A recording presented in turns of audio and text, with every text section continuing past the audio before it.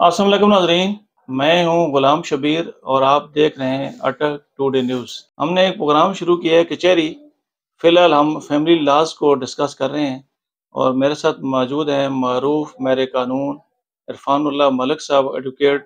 Supreme court. تو ان سے پوچھتے ہیں کہ جو فیملی کیس ہیں وہ کس طرح دائر ہوتے ہیں، ان کا پروسیجر کیا ہے، تھوڑی سی تفصیل بتا دیں ہمارے یہ ہے ناظرین کہ کے لیے۔ ہم نے اس سے پہلے جو دو اپنے ایپیسوڈ آپ کہہ سکتے ہیں، اس میں ہم نے کوئی چھوٹے چھوٹے ٹاپکس فیملی کورٹ کے بارے میں کیے تھے اور فیملی کیسز کے بارے میں۔ آج میں ڈیٹیل میں ایک جو فیملی کورٹ کا پورے ایک مقدمے کی کارروائی ہوتی ہے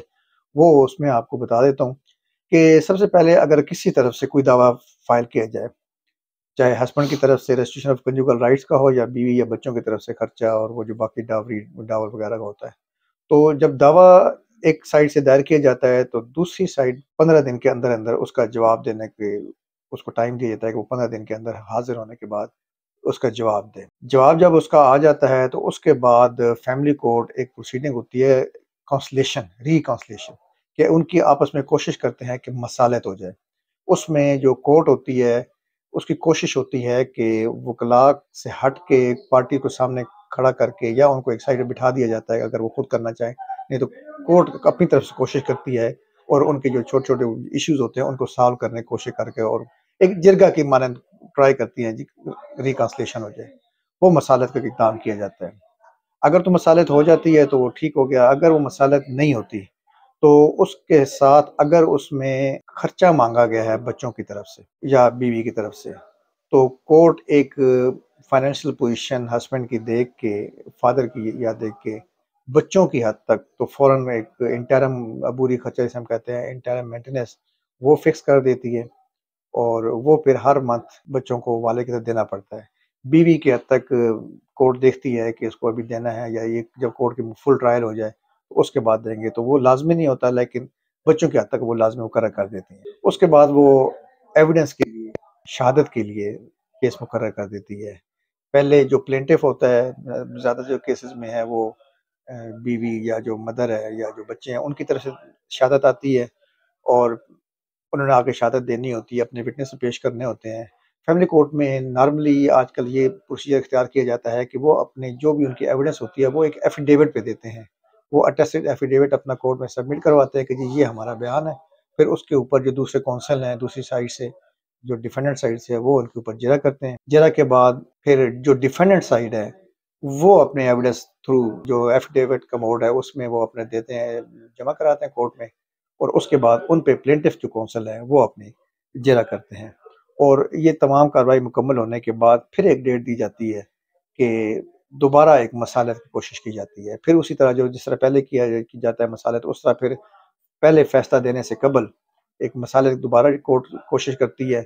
اور اگر اس مرحلے پہ بھی مصالحت نہیں ہوتی تو پھر کورٹ اپنے آرگومنٹس وغیرہ سن کے اپنی ججمنٹ پاس کر دیتی ہے اور پھر جو بھی ڈگری ہونی ہوتی ہے وہ دے دیتی ہے۔ جب کورٹ میں ایویڈنس ہوتی ہے تو یہ ایک دیکھنے والی بات ہے کہ فیملی کورٹ میں یہ مختص کیا گیا ہے، ایک باقاعدہ سیکشن دیا گیا ہے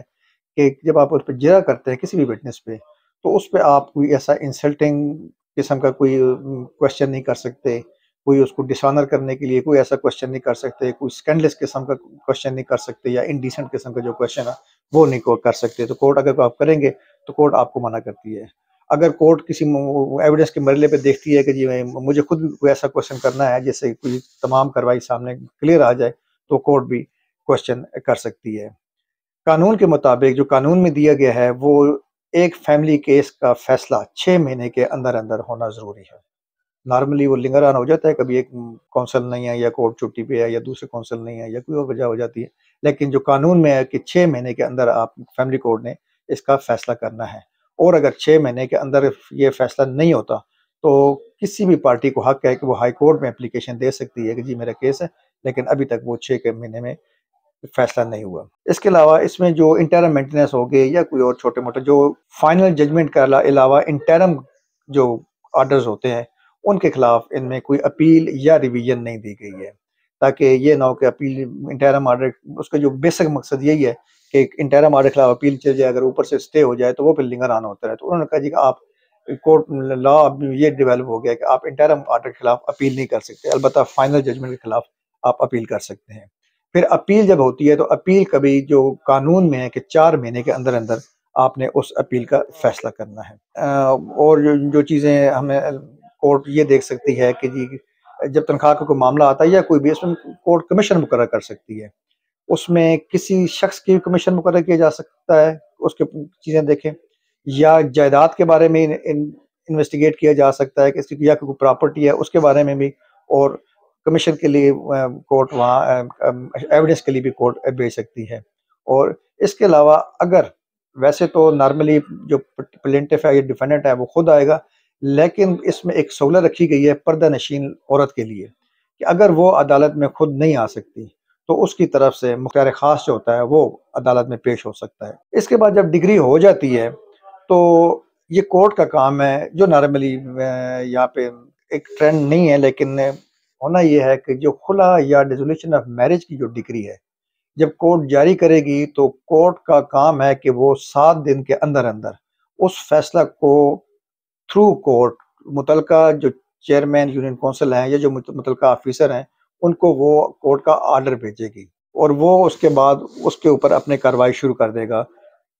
کیونکہ 90 دن کے اندر اندر اس ڈگری نے سیٹسفائی، جو خلا والی ڈگری ہوتی ہے یا ڈیسولوشن آف میرج کی ہوتی ہے وہ طلاق اس کو مؤثر ہونا ہوتا ہے۔ اور اگر 90 دن، اس میں 2 ایکسیپشن رکھی گئی ہیں کہ اگر 90 دن کے اندر اندر وہ دوبارہ ڈگری سیٹ اسائڈ ہو جاتی ہے تو وہ پھر طلاق جو اگر وہاں سے کورٹ نے بھیجی ہے تو وہ مؤثر نہیں ہوگی۔ وہ جس دن سے کورٹ وہ بھیجے گی ڈگری چیئرمین کو اور چیئرمین کو وصول ہوگی ریزولوشن آف میرج کی کوئی بھی آرڈر یا ڈگری، تو وہاں سے اس کا جو 90 ڈیز کا پیریڈ ہے وہ شروع ہو جائے گا کہ اب 90 ڈیز کے بعد وہ طلاق مؤثر ہو جائے گی یا نہیں۔ اگر طلاق سے 90 ڈیز کے مؤثر ہونے سے پہلے، ڈگری ہونے کے بعد اور طلاق 90 ڈیز مؤثر ہونے سے پہلے اگر کوئی پارٹیز میں کمپرومائز ہو جاتا ہے تو وہ جو ڈگری ہے وہ ختم ہو جائے گی۔ اس کے علاوہ اس میں جو کورٹ فیس لگتی ہے مقدمات میں یا اپیل میں تو وہ صرف 15 روپے کے ٹکٹ لگتے ہیں دعویٰ پہ بھی، اور جو اپیل کا میمو آف اپیل ہوتا ہے اس پر بھی 15 روپے کے ٹکٹ۔ اس کے علاوہ اس میں ایک اور یہ چیز رکھی گئی ہے اس لا میں، 1964 کے لا میں، کہ اگر کوئی شادی کسی کی رجسٹرڈ نہیں ہے، شرعی نکاح ہوا ہے،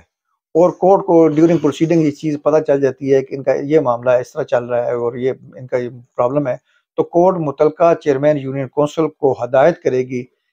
کہ آپ جہاں پہ شادی ہوئی تھی اس کے آپ اس شادی کو رجسٹر کریں۔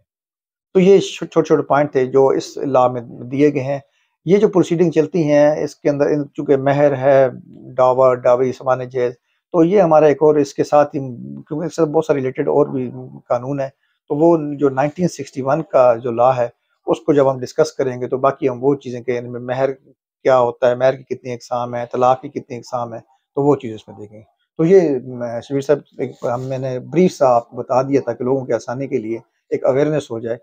کہ عدالتوں میں مقدمات کی نوعیت کس طرح چلتی ہے اور ان کا کتنا ٹائم پیریڈ ہے جس میں ختم ہونا ہے، اور باقی جو چھوٹی۔ بہت شکریہ جی عرفان اللہ ملک صاحب نے بڑی تفصیل کے ساتھ بتا دیا ہے کہ کیس کیسے دائر ہوتا ہے، اس کی پروسیڈنگ کیسی ہوتی ہے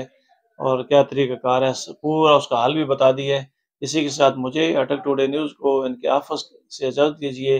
اللہ تعالیٰ ہم سب کا حامی ناصر ہو۔ اللہ حافظ۔